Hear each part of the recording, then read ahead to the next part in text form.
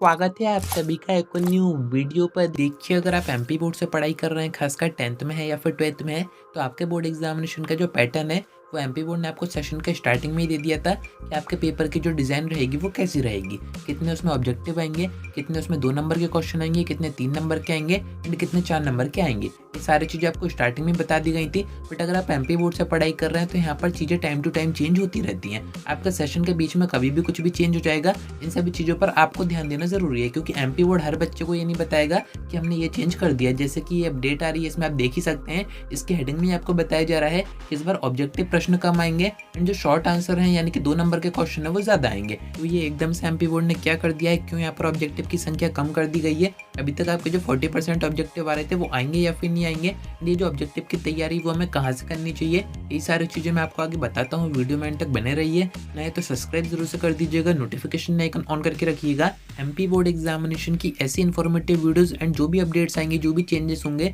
वो सब मैं आपको टाइम पर आगे बताता रहूंगा। अब देखिए, कुछ अपडेट्स आ रही हैं, इसकी हेडिंग में आप साफ साफ देख सकते हैं। आपको बताया जा रहा है कि एमपी बोर्ड के 10th और 12th के पेपर में इस बार ऑब्जेक्टिव प्रश्न कम रहेंगे, छोटे प्रश्न यहाँ पर ज्यादा पूछे जाएंगे। अब ये किन छोटे प्रश्नों की बात हो रही है वो मैं आपको आगे बताता हूँ। ऐसे एक और अपडेट आ रही है, इसमें भी आपको सेम चीज बताई जा रही है कि 10th और 12th की परीक्षा में इस बार ज्यादा होंगी छोटे प्रश्नों की संख्या, यानी कि आपके जो शॉर्ट आंसर है वो ज्यादा रहेंगे। तो ये कौन से शॉर्ट आंसर है एंड एमपी बोर्ड ने एकदम से यहाँ पर क्या पैटर्न चेंज कर दिया, जो कि आपको समझना जरूरी है, वही मैं आपको बताता हूँ। साथ में जो ऑब्जेक्टिव का कंफ्यूजन हो रहा है कि ऑब्जेक्टिव कम आएंगे, तो ये क्या 40% से भी कम आएंगे, क्योंकि आपका एग्जाम पैटर्न के अकॉर्डिंग जो एमपी बोर्ड ने आपके सेशन के स्टार्टिंग में जारी किया था 40% उसमें ऑब्जेक्टिव आने थे, उसको करके भी आप पास हो सकते थे, यानी कि 33% तो आपके पासिंग मार्क्स ही होते हैं। 40% ऑब्जेक्टिव आ रहे हैं तो आप सिर्फ इनको करके भी पास हो सकते थे। तो ऐसे में उन बच्चों की परेशानियां बढ़ गई हैं जो कि सिर्फ पास होने के भरोसे बैठे हुए हैं। तो देखिए, मैं आपको बता दूं, आपका जो एग्जाम पैटर्न है वो यहाँ पर चेंज नहीं किया गया है, बस यहाँ पर कंपेयर करके आपको बताया जा रहा है कि ऑब्जेक्टिव की जो संख्या है वो इस बार कम रहेगी।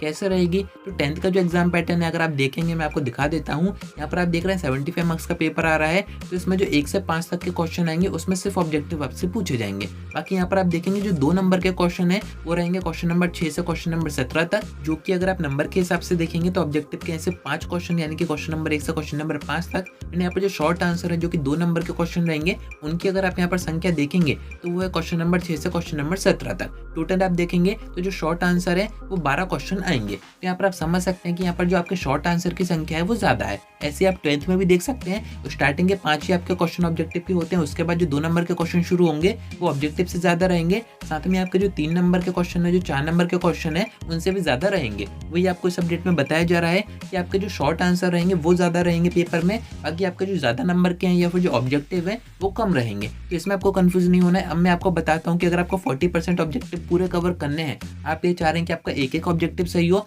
ऑब्जेक्टिव में आपके नंबर ना कटे, क्योंकि अगर आप ये सोच रहे हैं कि ऑब्जेक्टिव ही तो एक एक नंबर के हम कहीं से भी इधर उधर से पूछ के सही कर देंगे, तो देखिए ऐसा नहीं होता है। ऑब्जेक्टिव जो चीज़ है पूरे पेपर में वो सबसे ज्यादा टफ मानी जाती है। कब मानी जाती है, जब ऑब्जेक्टिव आपके वाकई इन डेप्थ आ जाते हैं। ऑब्जेक्टिव का कोई भी फिक्स नहीं होता है कि किस चैप्टर से कैसे ऑब्जेक्टिव आ जाएंगे। हो सकता है कि कोई चैप्टर उसके बीच में से कोई हेडिंग वगैरह उठा के ऑब्जेक्टिव बना के दे दी जाए, ट्रू फॉल्स में आपसे पूछी जाए, मैच द पेयर्स में रख दी जाए या फिर चूज द करेक्ट में रख दी जाए। तो देखा जाए ऑब्जेक्टिव्स आपके पूरे रिजल्ट को अफेक्ट कर सकता है। हो सकता है कि जितने परसेंटेज आपने सोचे हो उतने आप स्कोर ना कर पाओ। अगर आपके ऑब्जेक्टिव सही नहीं होते हैं तो यहाँ पर जो कंपटीशन होता है या फिर जो मेरिट होती है उसमें पॉइंट से बच्चे ऊपर नीचे हो जाते हैं एंड इससे आपका जो रिजल्ट है वो भी इफेक्ट हो रहा है। तो मेन बात यही आती है कि ऑब्जेक्टिव्स की तैयारी हमें कैसे करनी चाहिए, क्योंकि कोई फिक्स नहीं होता है कि ऑब्जेक्टिव आखिर कहाँ से आ जाएंगे। तो इसका एक तरीका है, मैंने प्रीवियस वीडियो में आपको एक ऐप के बारे में बताया था, एडुस्टेट, जिस पर अभी हम सभी काम कर रहे हैं पूरी टीम के साथ। वहाँ पर कोशिश कर रहे हैं कि आपको बेटर कंटेंट प्रोवाइड कर पाएं, जिससे कि एमपी बोर्ड एग्जामिनेशन में आप अच्छा स्कोर कर पाओ। वहाँ पे देखिए कर क्या रहे हैं अभी हम, आप सभी को ऑब्जेक्टिव्स के प्रॉपर पीडीएफ प्रोवाइड किए जाएंगे। उसमें वो सारे ऑब्जेक्टिव रहेंगे जिनके पूरे चांसेस रहेंगे कि आपके बोर्ड एग्जामिनेशन में वो आएंगे। अब ये एक्सपीरियंस कहाँ से आता है, तो एमपी बोर्ड कम्युनिटी में काफी टाइम से काम कर रहे हैं, 2 से 3 सेशन जा चुके हैं एंड जो सर अभी अपने साथ जुड़े हुए हैं वो भी काफी टाइम से एमपी बोर्ड के बच्चों की प्रिपरेशन करवा रहे हैं एंड वहाँ से काफी अच्छा रिजल्ट आ भी रहा है। तो देखिए इतना एक्सपीरियंस तो हो जाता है कि कौन से ऑब्जेक्टिव पूछे जाएंगे, कौन से नहीं पूछे जाएंगे, कौन से इंपॉर्टेंट है, कौन से नहीं है। तो इनमें आपको परेशान नहीं होना है। यहाँ पर आपको तो प्रॉपर पीडीएफ बना के दिए जाएंगे। अगर आपने ऐप को डाउनलोड नहीं किया है तो मैं आपको डिस्क्रिप्शन में दे दूंगा, या फिर आप डायरेक्ट आप प्ले स्टोर पर सर्च करेंगे एडुस्टेट, आप इसको डाउनलोड कर सकते हैं। रजिस्टर आप कर दीजिएगा, 10th to 12th आप अपने हिसाब से चूज कर सकते हैं। यहाँ पर आप किसी भी कोर्स में एंटर करेंगे, आप देखेंगे ऑब्जेक्टिव टाइप का एक आपको सेपरेट ही सेक्शन दिख जाएगा। उसको आप जैसे ओपन करेंगे तो यहाँ पर आपको चैप्टर वाइज ऑब्जेक्टिव की प्रिपरेशन भी करवाई जाती है, यानी कि यहाँ पर आपको पीडीएफ तो प्रोवाइड करवाई जा रहे हैं, साथ में वीडियो के थ्रू भी आपको सारे ऑब्जेक्टिव की तैयारी करवाई जाती है। क्योंकि ऑब्जेक्टिव प्रिपेयर करने का मैं आपको बेस्ट सोर्स बता रहा हूँ। यहाँ पर आपको काफी अच्छा कंटेंट प्रोवाइड किया जा रहा है। जो ऑब्जेक्टिव आने के चांसेस है वो तो यहाँ पर रहेंगे,